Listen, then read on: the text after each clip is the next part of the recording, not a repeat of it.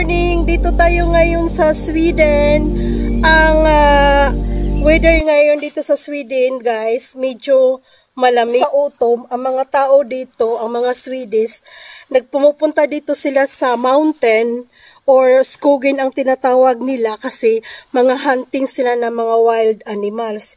Yung tinatawag nilang wild animals, yun yung mga elyar, o moose kung tawagin. Ayun guys, baka magtaka kayo na may dala akong mga gamit, jacket, guantes, tsaka naka-outfit tayo ngayon. Tingnan mo yung outfit natin guys.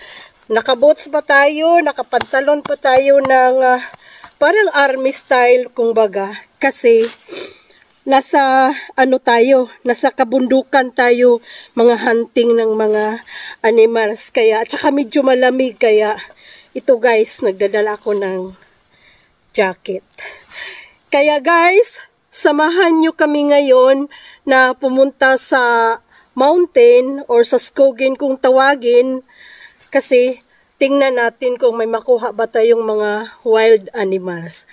So guys, let's go! Ito na kami sa sasakyan. Papunta na kami ng mountain or forest.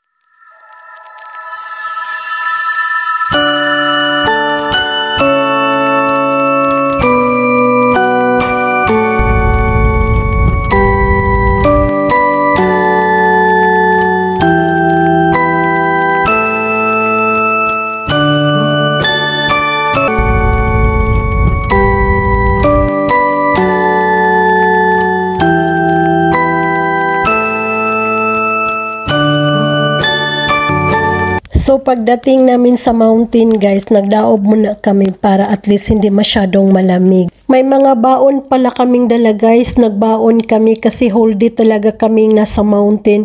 Kaya at least kung gutumin, nandyan na yung pagkain namin sa bag. By the way guys, marami pala kaming pumunta sa mountain, isang grupo kami. Siguro na sa mga 10 or 15 kami na pumunta sa mountain para lang manghunting. Guys, sinabihan pala ako ni Jonas na hindi daw ako mag-ingay pagdating sa mountain para yung mga wild animals hindi tatakbo, kaya tahimik muna tayo.